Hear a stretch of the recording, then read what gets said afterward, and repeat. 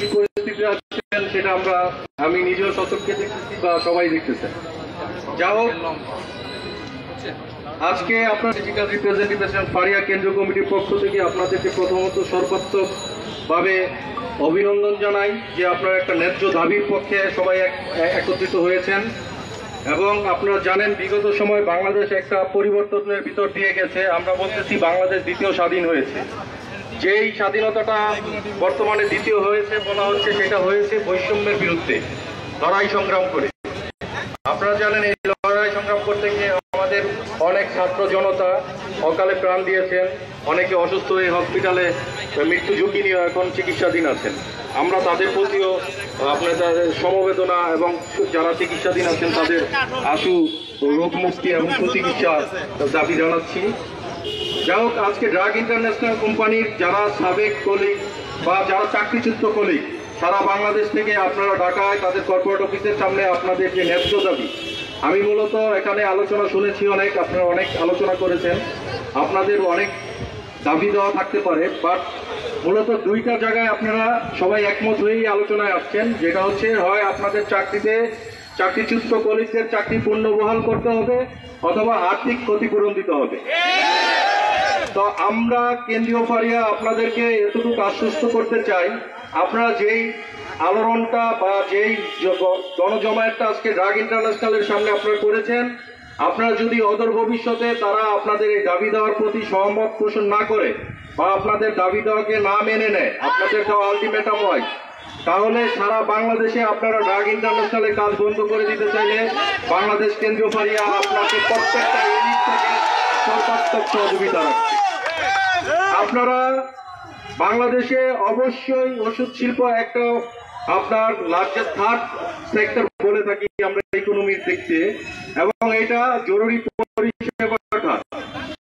এত বড় একটা শিল্প যেখানে আপনার অবশ্যই এই দেশের সকল ওষুধ শিল্পের মালিকদের এবং যারা চালায় শিল্প কারখানা বা অফিস ম্যানেজমেন্টের লোকদের এই দেশের প্রচলিত শ্রম আইন মেনে আপনাদের সাথে ট্রিট করা উচিত ছিল।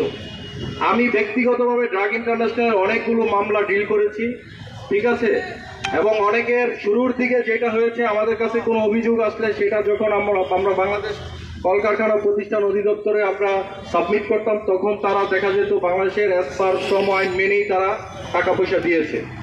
বাট পরবর্তীতে যখন তারা দেখলো যে এই সংখ্যাটা অনেক বেড়ে যাচ্ছে, তখন ড্রাগ ইন্টারন্যাশনাল কোম্পানি নয়ছয় শুরু করেছে। আমি স্পেসিফিকভাবে যদি বলি, এই অফিসে আমি প্রচুর এইচআরে যাতায়াত করেছি।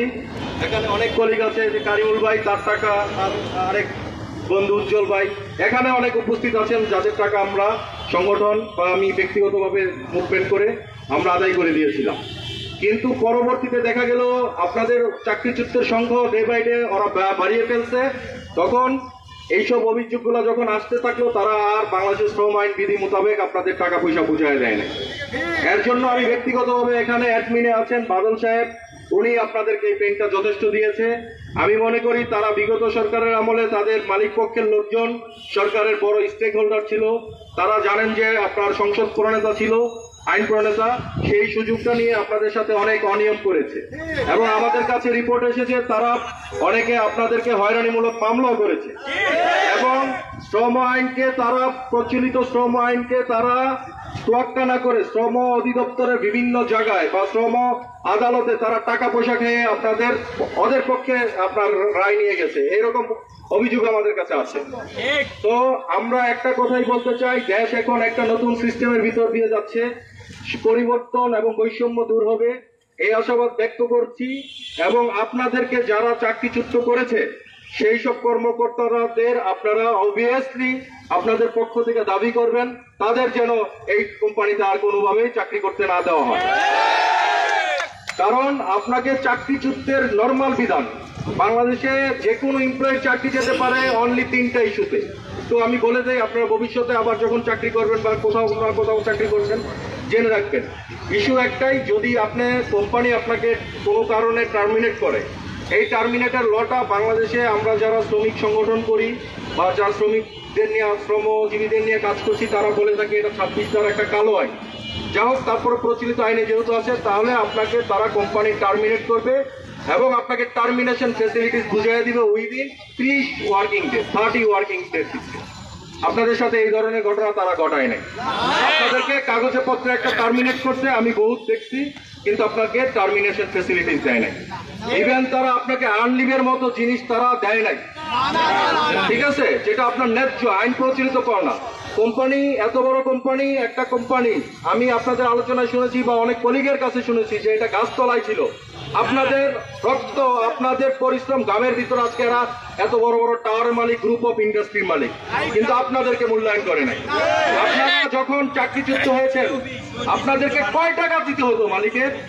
বাট মালিকের ম্যানেজমেন্ট নামক যেসব পাঁচাটা লোকজন থাকে তারা তাদেরকে মিসগাইড করেছে, তাদেরকে সেই টাকাটা বন্ধ তারা বুঝাই দেয় নাই। আমি এই অফিসে অনেক যাতায়াত করেছি, আমি জানি আপনাদের সাথে কি ধরনের বৈষম্য বা কি ধরনের হয়েছে। এত বড় কোম্পানি, এই কোম্পানি নিজস্ব প্রভিডেন্ট ফান্ড চালু করে নাই। এটা খুবই দুঃখজনক ব্যাপার যে প্রভিডেন্ট ফান্ড চালু করবে না ড্রাগ ইন্টারন্যাশনাল কোম্পানির মতো, যারা টপ 10 কোম্পানির একটা বাংলাদেশে লিডিং কোম্পানি। তাহলে আপনাকে এই ধরনের অভিযোগ আপনাদের আলোচনায় শুনলাম যে আপনাদের বেতনের সাথে তারা এক্সেস টাকা ঢুকিয়ে দিত এবং সেই টাকা একসময় তারা ম্যানেজমেন্ট, লোকাল স্থানীয় যারা ছিল ম্যানেজমেন্ট, তাদের মাধ্যমে সেই টাকা আবার ফেরত দিচ্ছে। তার মানে কি? তারা বাংলাদেশ সরকারকে, বাংলাদেশের জনগণকে তারা এখানে বঞ্চিত করছে। তারা ট্যাক্স দেয় নাই, ইনকাম ট্যাক্সকে ফাঁকি দেওয়ার জন্য এগুলো করেছে। যাই হোক, আপনারা যে দাবি দেওয়া নিয়ে এসছেন, আপনাদের সুনির্দিষ্ট দাবিগুলো আপনারা পেশ করেন। আপনারা একটা কালেকটিভ বার্গিং করার মতো একটা শক্ত প্রতিনিধি টিম থাকেন, যারা কোনোভাবেই আপনারা যে দাবিগুলো আপনারা ফাইনাল করবেন। অ্যাটলিস্ট আমার ধারণায় আমি যেটুকু বলতে পারি, আপনারা প্রথম দাবি হবে আপনাদের চাকরিচ্যুত কলিগদের যদি চাকরি ফিরিয়ে দেয়, এইটা চাকরি ফিরিয়ে দেওয়ার। দ্বিতীয় হচ্ছে আর্থিক ক্ষতিপূরণ। এখন আর্থিক ক্ষতিপূরণ আপনাকে যদি তারা টার্মিনেশন দেখায় দেয়, সেই ক্ষতিপূরণ যেটা আছে সেটা হয়তো আপনাকে, আপনার যেগুলো লিগেল পাওনাদান আছে সেখানে এক্সেস হিসাবে আপনাকে 120 দিনের তারা আপনাকে পেনাল্টি হিসাবে একটা টাকা দিবে, ঠিক আছে। আর আপনার কি বলা যায়, আনলিফটটা দিবে। এই দুইটা কোম্পানি দিতে চায় না, আমি যেটুকু জানি, ড্রাগ ইন্টারন্যাশনাল সেটা দিবে। কিন্তু কথা হচ্ছে এটা না, আপনার আর্থিক ক্ষতিপূরণে আপনার যে দাবি করবেন, আইন তো আইনি, আইনের টাকা তো তাকে দিতেই হবে।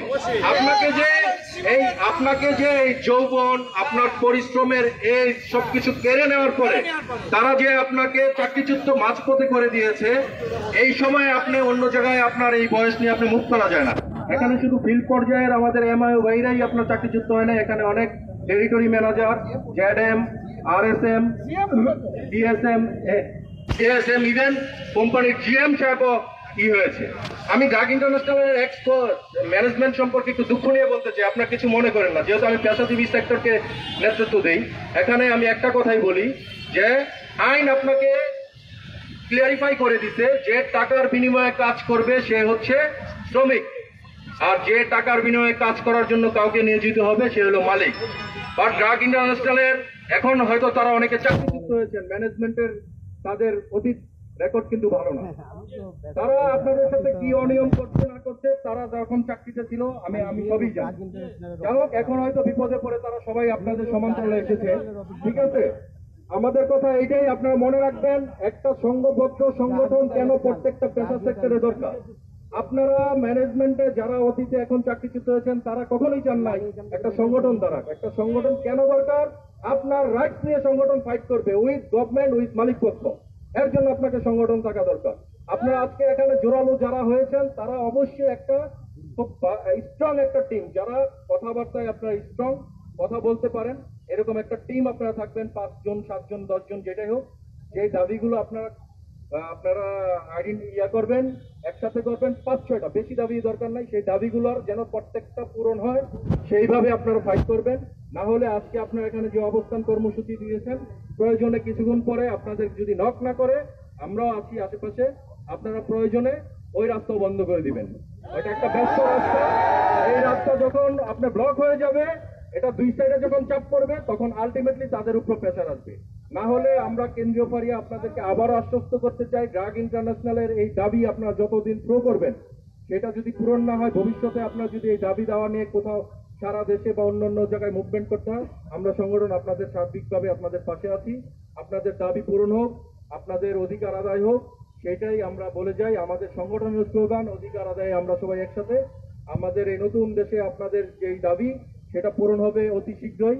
এবং ড্রাগ ইন্টারন্যাশনাল মালিক পক্ষ ম্যানেজমেন্টকে আমরা বলবো এই যে হাজার হাজার চাকরিচ্যুত ভাইদের ন্যায্য দাবি আপনারা অতি শীঘ্রই পূরণ করবেন, না হলে আপনারাই আপনাদের ভবিষ্যতে আপনাদের